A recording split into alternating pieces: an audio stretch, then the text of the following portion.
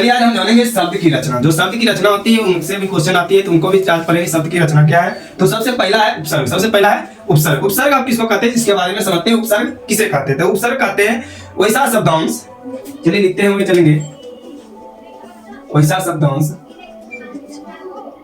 जो, लेकिन वैसा शब्दांश जो किसी शब्द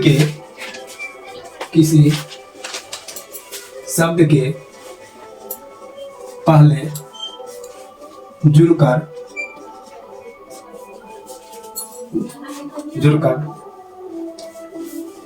अन्य रूप प्रकट करे, अन्य रूप या विशेष रूप, अन्य रूप या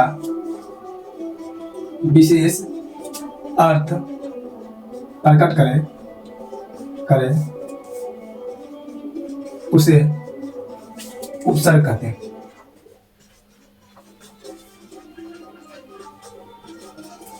जैसे हम समझते हैं, जैसे समझ लेते हैं पहले कि उपसर्ग किसे कहते हैं, फिर से एक बार रिवीजन कि कोई भी शब्द हो उससे के आगे में या पहले या आगे में आकर लगकर एक नया शब्द का निर्माण कर देता है या उसका अर्थ बदल देता है, उसी को कहते हैं उपसर्ग कहते हैं। जैसे हम ले लेते हैं, जैसे ये मान चलिए अनु है, आप कोई भी शब्द मान चलिए राग है, राग के पहले लग जाएगा तो ये मान चलिए राग के पहले लगेगा क्या हो जाएगा, अनुराग। क्या हो जाएगा, अनुराग। तो याद रखिएगा ये राग था, इसके पहले क्या है, इसमें पूछता है, क्वेश्चन पूछेगा कि अनुराग में उपसर्ग क्या है। क्वेश्चन आएगा कैसे, ये समझ लीजिए, ये क्वेश्चन देते हैं, प्रश्न दे देते हैं।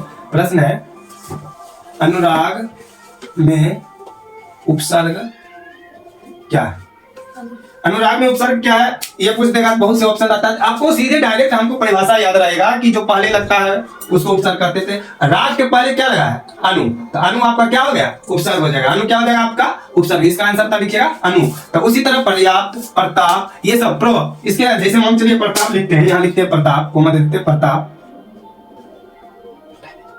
इसमें पूछेगा उपसर्ग क्या है, उपसर्ग क्या हो जाएगा, क्या हो जाएगा, प्रो क्या हो जाएगा, उपसर्ग हो जाएगा। इसी प्रकार के बहुत से हैं, अंत, अभिमान, ये सब अभिमानों देख लीजिए, जैसे अभिमान,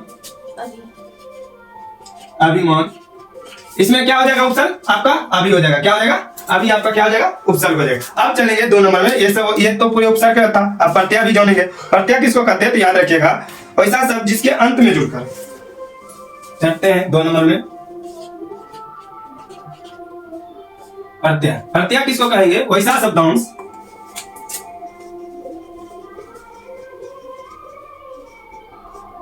जो किसी शब्द के पहले जुड़कर, यहाँ देखिए अन्य लिखेंगे, यहाँ जो अंत में, वैसा शब्द जो किसी शब्द के अंत में जुड़कर अन्य रूप या विशेष अर्थ प्रकट करे उसे उपसर्ग कहते हैं, सॉरी प्रत्यय कहते हैं। उसको क्या कहेंगे, प्रत्यय कहते हैं। इसका परिभाषा में देखिए कोई डिफरेंट है, यहाँ क्या किया, यहाँ पहले था, यहाँ क्या कर दिया अंत में, बस यही किए, सिंपल वही परिभाषा लिख दिए। तो ऐसा शब्द जिसके अंत में कोई अर्थ जुड़कर वो नया अर्थ प्रदान करता है, उसी को क्या कहते हैं, प्रत्यय कहते हैं। जैसे हम प्रत्यय में जानते हैं, जैसे ले लीजिए प्रत्यय का संस्कृत,